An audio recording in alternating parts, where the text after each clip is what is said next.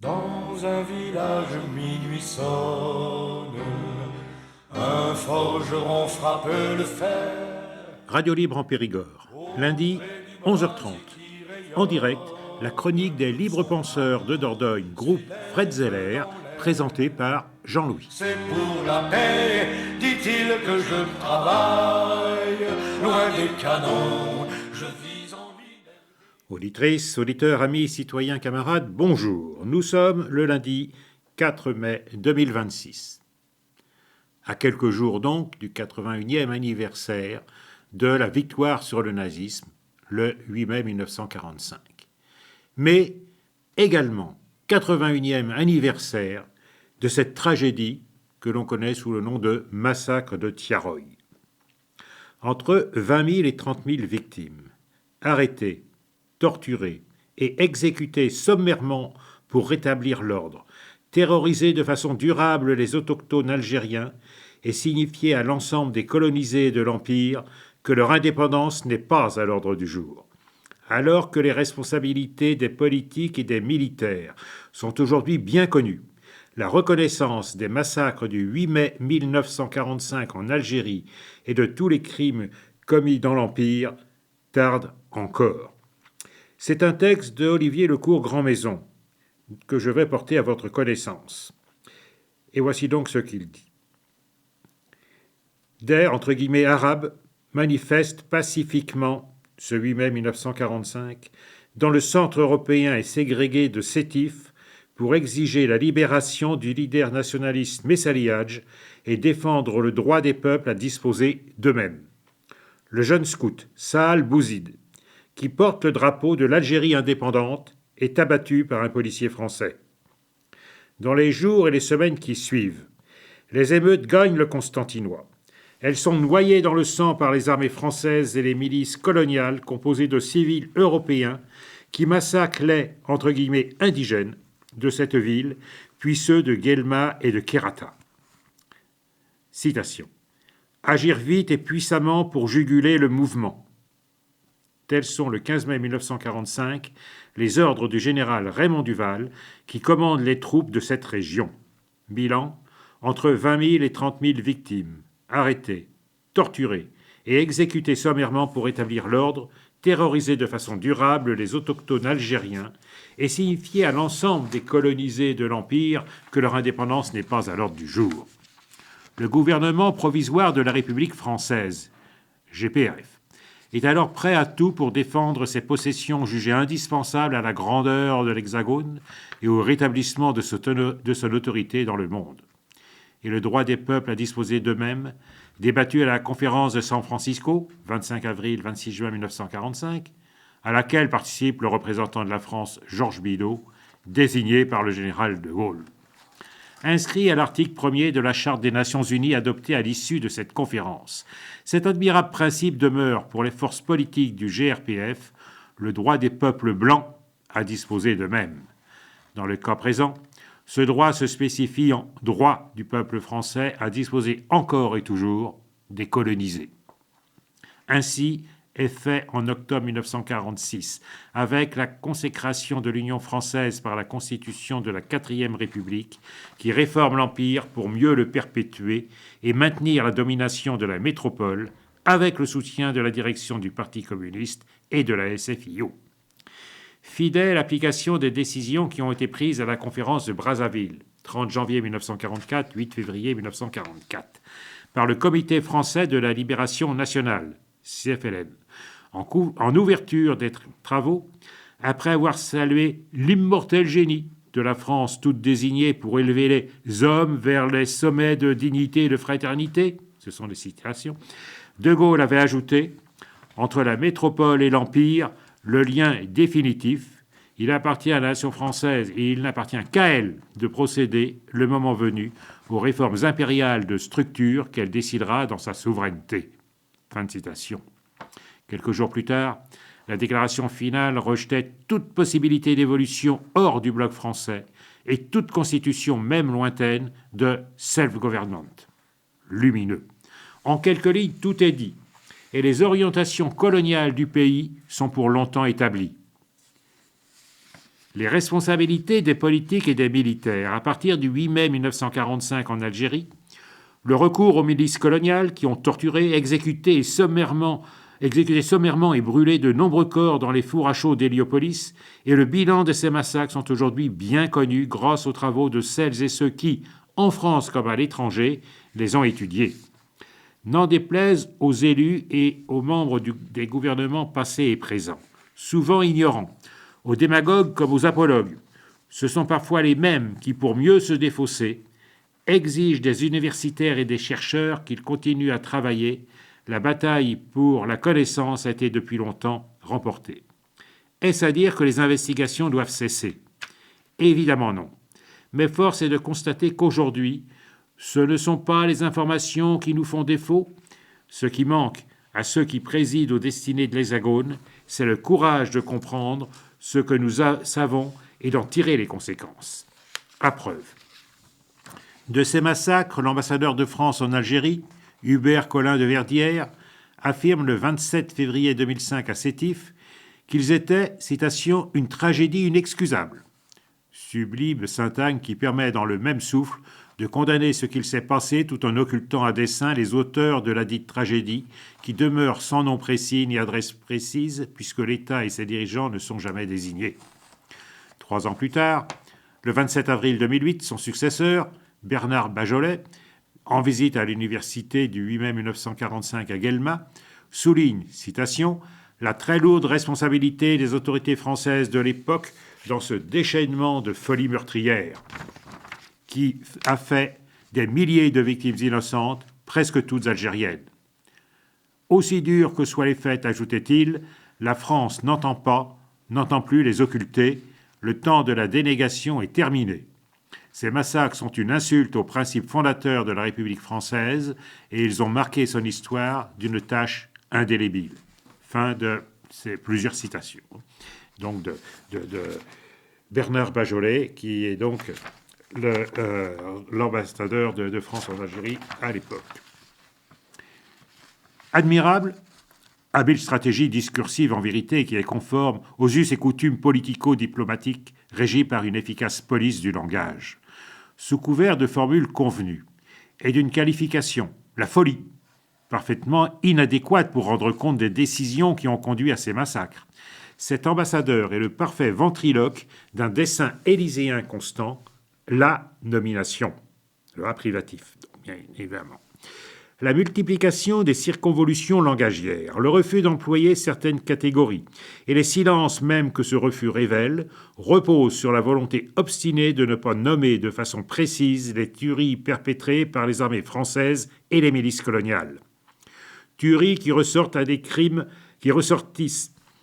à des crimes de guerre et à des crimes contre l'humanité susceptibles, en raison de l'imprescriptibilité de ces derniers, de déboucher sur la saisine des tribunaux de l'Hexagone et la mise en cause de figures politiques et militaires majeures entrées au panthéon symbolique de la République. Au regard de la situation présente, les propos de Hubert Collin de Verdière passeraient presque pour audacieux s'ils n'avaient été sans doute aussi motivés par la volonté d'atténuer les conséquences diplomatiques de la loi scélérate votée le 23 février 2005, soit 4 jours auparavant. Souhaitée par l'Union pour la majorité présidentielle, l'UMP, que préside alors Nicolas Sarkozy, puis votée par la majorité. Cette disposition législative, sans équivalent dans aucune autre ancienne puissance coloniale, établit une interprétation officielle et apologétique du passé colonial. Conforme à la mythologie impériale républicaine forgée par Jules Ferry et ses alliés en 1885, savamment entretenue par nombre d'hagiographes, historiens, juristes, politistes et académiciens bicornés, puis diffusée par des manuels scolaires imprimés à des millions d'exemplaires avec le soutien du très puissant ministère de l'Instruction publique, cette glorification de l'histoire impériale n'a cessé de prospérer. Confronté à la concurrence politique, électorale et culturelle du Front National puis du RN, et toujours plus menacé par cette dernière formation, les droites de gouvernement ont repris à leur compte les thèses au mieux révisionnistes, au pire négationnistes, des défenseurs de l'Algérie française et des colonies. À la suite de Nicolas Sarkozy, François Fillon et Bruno Retailleau, notamment, ont eux aussi vanté les beautés de la France impériale et nié sans vergogne les crimes commis dans les possessions françaises. De même, Édouard Philippe, figure importante du mal nommé Bloc central, lequel souffre, par faute de ce dirigeant et de plusieurs autres, d'un strabisme prononcé vers le parti de Marine Le Pen. Triomphe de post-vérité ou de vérité alternative, affirment les partisans de la réaction pour légitimer leur détestation des sciences humaines et sociales. Triomphe beaucoup plus inquiétant de contre-vérité, répété par une partie significative des élites politiques, avec le soutien actif des organes de propagande du groupe Bolloré et la caution pseudo-scientifique de plumes servilement orthodoxes, ces grossières contre-vérités, qui prospèrent aussi sur l'ignorance crasse de certains journalistes, pensent désormais pour vrai. Loin de porter la plume dans la plaie, comme l'écrivait Albert Londres, ces derniers se plient à la doxa de saison et érigent l'opinion publique en juge de faits historiques. Stupéfiant. En raison d'une inversion digne de 1984, catastrophique, pour l'entêtement des faits, pour les innombrables travaux relatifs à la colonisation française, victimes d'une sorte d'autodafé symbolique puisqu'ils sont néantisés, ceux qui demeurent fidèles à la volonté de savoir tombent sous le coup d'accusations convenues et abracadabresques, forgées à dessein, islamo-gauchisme, wokisme et haine de la France. Le plus mythologique et le plus idéologique deviennent alors l'expression réputée nuancée de vérités complexes contre les légendes noires, entre guillemets, inventées par des universitaires et des chercheurs dévoyés. De là, aussi, la multiplication des attaques contre les libertés académiques, les sciences humaines et sociales, toutes vouées aux gémonies par une puissante corde bicarrée de démagogues soutenus par de doctes censeurs qui s'arrogent le monopole de l'objectivité et de l'éthique académique. Loin des prochaines commémorations du 8 mai 1945, les maires et les élus des gauches politiques doivent, partout dans l'Hexagone, s'en saisir pour rappeler qu'au moment même où les Français célébraient la fin de la Seconde Guerre mondiale, débutaient en Algérie les terribles massacres que l'on sait. Le 9 septembre 2025, une résolution unitaire déposée à l'Assemblée nationale exigeait la reconnaissance de ces derniers comme crimes d'État. 49 députés socialistes, communistes et écologistes ont soutenu cette initiative qui fut précédée de rencontres multiples avec des spécialistes, des militants associatifs et d'un colloque tenu dans les locaux de la représentation nationale. De son côté, Idir Pourmeti, tenu informé de ces travaux auxquels il a été convié sans jamais y participer, a proposé une version singulièrement similaire signée par les membres de son groupe LFI. Aujourd'hui, maire de Vénissieux, nul doute qu'il aura à cœur de passer de ce texte à la pratique et de dénoncer haut et fort les crimes perpétrés à Sétif, Guelma et Kherrata à partir du 8 mai 1945. Dans la conjoncture présente, caractérisée par la glorification abjecte du colonialisme, il est indispensable que les édiles, attachés à la vérité, prennent la parole pour rétablir les faits et mettre un terme aux discriminations mémorielles qui affectent les héritiers de l'immigration coloniale et postcoloniale. Alors que depuis des années, les extrêmes droites et les droites de gouvernement mènent avec succès une bataille politico-culturelle de réhabilitation du passé impérial français, des terroristes de l'OAS et du tortionnaire Bijard, également coupables d'innombrables disparitions forcées pendant la dernière guerre d'Algérie, s'y opposer de façon unitaire est plus que jamais indispensable. Indispensable aussi, au-delà des massacres du 8 mai 1945, de s'engager dans la décolonisation de ce pays et de l'espace public, de changer le nom des voies, Colbert, Bugeaud, Lamoricière, Federbe, etc., qui honorent les bourreaux des esclaves et des indigènes, et d'exiger la construction d'un musée dédié à l'histoire de la colonisation. Face aux déclarations péremptoires et mensongères de l'historien de cour Pascal Blanchard, qui affirme que sur ces sujets, le bilan d'Emmanuel Macron n'est pas mauvais. Citation parue dans Le Monde du 23 avril 2026. On ne mord pas la main qui vous soutient et qui indirectement vous finance. Rappelons quelques faits qu'il ignore et qu'il omet à dessein. Depuis 1982, la dénomination des rues est une compétence municipale et les habitants ont la possibilité de faire des propositions. Quant aux changements qui ont été décidés dans ces dernières années à Paris et à Marseille notamment, ils ne doivent absolument rien au chef de l'État. De même, les initiatives en cours pour débaptiser les rues et ou les avenues Bugeaud. à l'instar de l'Assemblée des quartiers populaires constituée en avril 2024. La création d'une assemblée coloniale inclusive, indépendante et démocratique s'impose. Elle permettrait de fédérer des campagnes multiples, de constituer une force nouvelle pour combattre les assassins de l'histoire et de la mémoire du colonialisme, le plus souvent racistes, islamophobes, négrophobes et parfois néo-nazis, défendre les revendications des héritiers des immigrations coloniales et postcoloniales et travailler à la mise en œuvre des réparations et des restitutions dues aux anciennes possessions françaises. Autant d'objectifs dont la réalisation est exigée depuis septembre 2001 par la Conférence mondiale contre le racisme, la discrimination raciale, la xénophobie et l'intolérance qui s'est tenue à Durban. Est-il besoin de préciser que 25 ans après, les très glorieuses autorités de l'Hexagone, dirigées par la droite ou la gauche, se distinguent, en dépit de quelques avancées, par leur conservatisme et leur pusillanimité inacceptable et par la tardiveté des dispositions adoptées. Quant aux restitutions déjà réalisées, comme à celles qui seront rendues possibles par la loi votée prochainement par le Parlement, elles participent d'une diplomatie culturelle destinée à redorer le blason du pays en Afrique, où il a subi d'importants revers géopolitiques qui l'ont privé d'une partie substantielle de son précaré établi au lendemain des indépendances. Enfin, la récente conversion de la droite aux restitutions et la procédure législative engagée à l'initiative du gouvernement avec l'aval d'Emmanuel Macron sont très certainement conçus comme une concession indispensable destinée à renvoyer aux calendes grecques la reconnaissance des crimes contre l'humanité commis aux colonies. Autant d'enjeux divers qui justifient plus encore la nécessité impérieuse d'une assemblée décoloniale capable de mobiliser nationalement, de mener un combat anticolonial et antiraciste déterminé, en exhumant l'histoire impériale de France et parfois les continuités de ses orientations et des méthodes répressives employées pour maintenir l'ordre dans les territoires ultramarins. Voilà. Donc ce texte était un texte d'Olivier Lecourt-Grandmaison, qui est donc un universitaire, et donc on peut citer pour ses derniers ouvrages parus La fabrique du roman national républicain aux éditions Amsterdam en 2025, et un autre livre, Oradour, coloniaux français contre le roman national. C'est paru au Lien qui libère en 2025.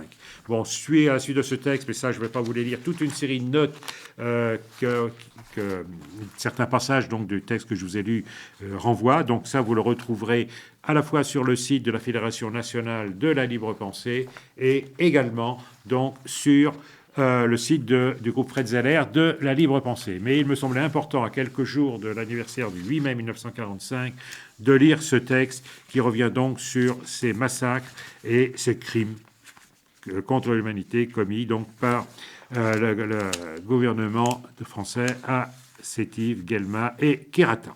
Voilà.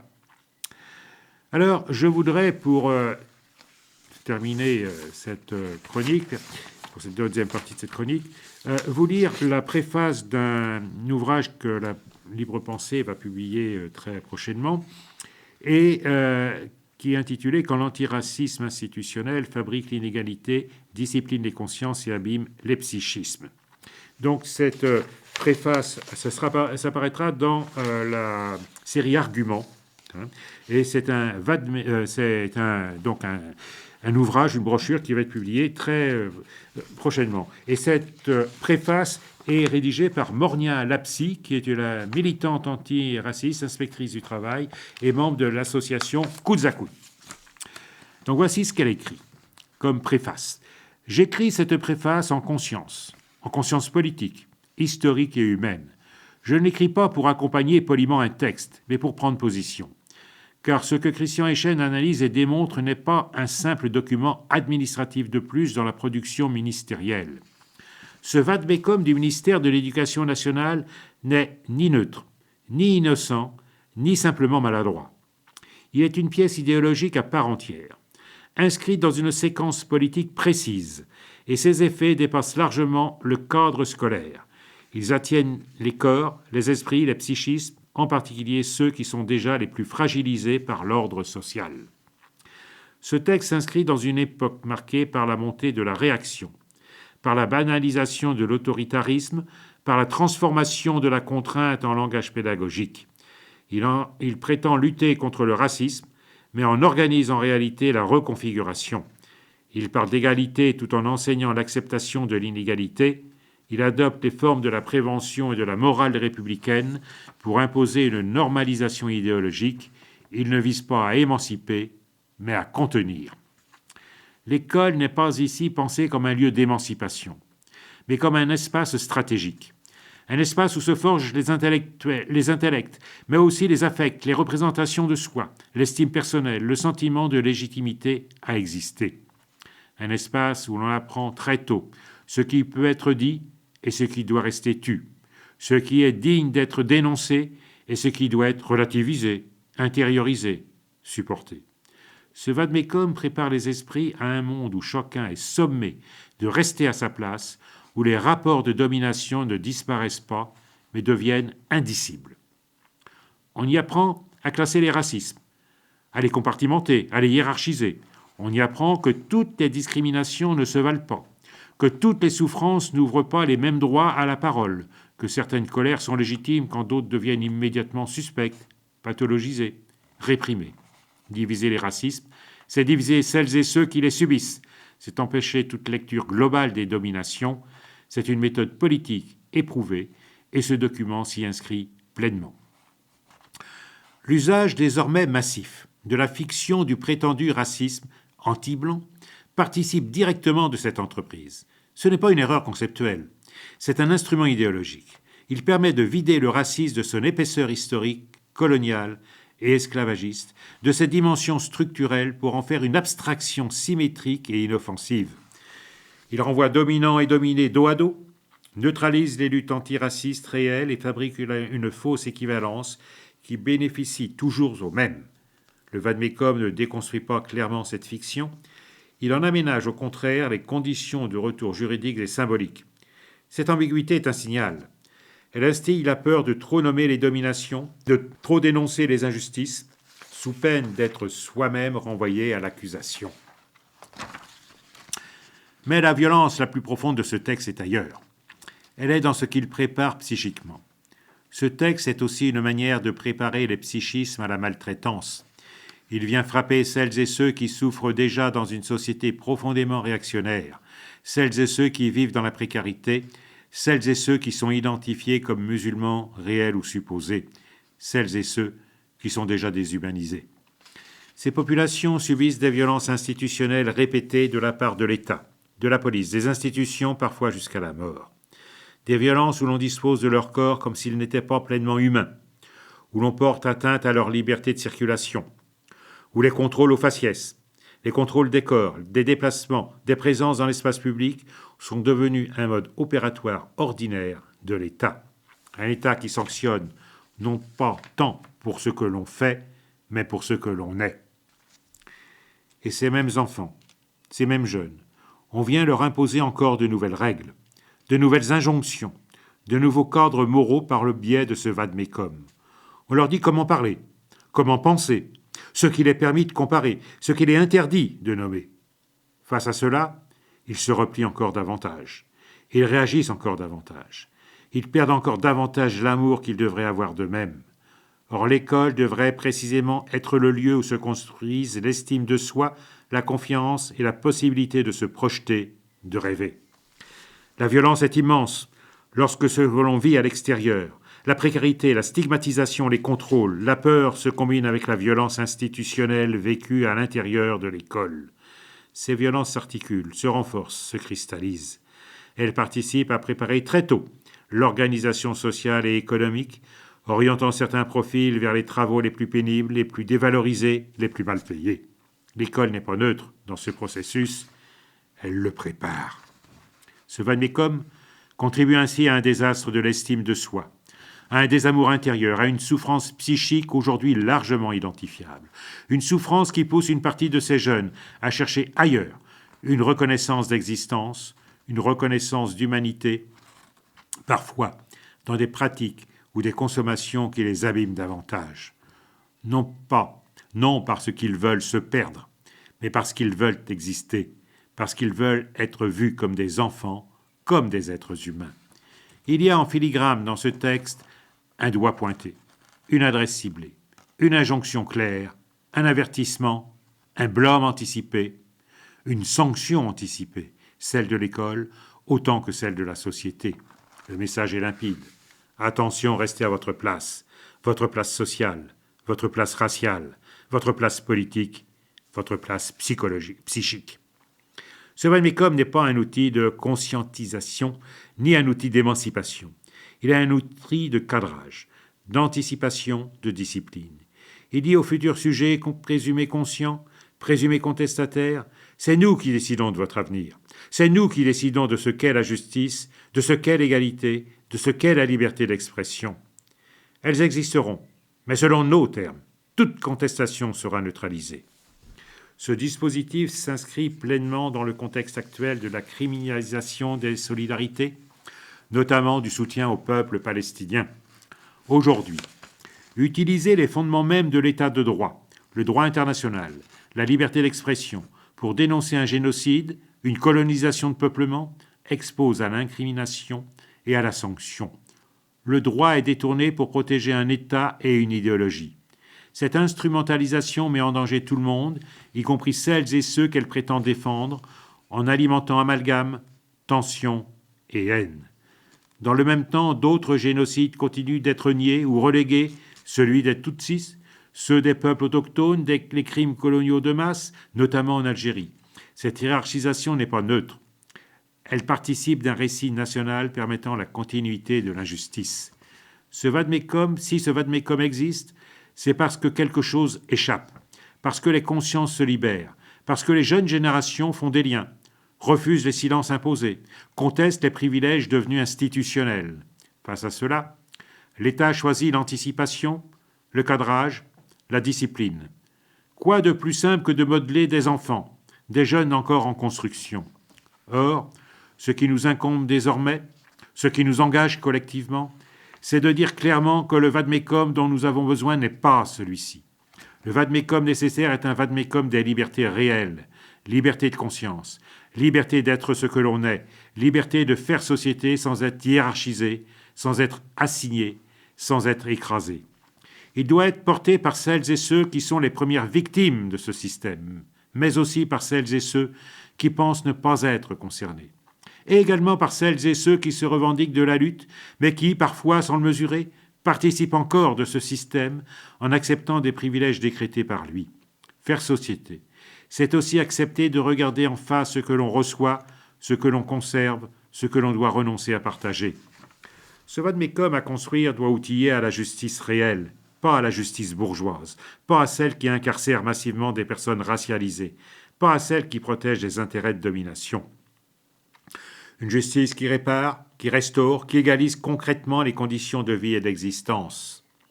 Il doit être porté collectivement, dans la rue, le poing levé, en foulant le pavé devant les institutions, en disant ensemble que les privilèges de classe, de race et de genre doivent être abolis. Le dire, c'est déjà agir. L'écrire, c'est déjà transformer. L'enseigner, c'est déjà préparer une autre société. Nos enfants le méritent. Ils méritent de vivre et pas seulement de survivre. Ils méritent d'être heureux ensemble sans que l'un écrase l'autre, sans injonction permanente à rester à une place assignée, sans atteinte à leur dignité, sans ce sentiment destructeur de ne pas être pleinement humain. Ils méritent une école qui respecte l'histoire de chacune et chacun, qui écoute enfin la parole de celles et ceux qui ne sont jamais entendus, qui reconnaît l'humanité de celles et ceux qui souffrent. C'est cela le vade-mecum que l'éducation nationale devrait porter aujourd'hui. Et c'est déjà profondément ce que fait le travail de Christian Eschen. Ce travail doit devenir endémique. Il participe de la véritable lutte contre la réaction. Il participe de la véritable construction d'un État qui se dit de droit, parce qu'il repose sur l'égalité concrète, la dignité effective, la justice réelle et la santé psychique de toutes et tous.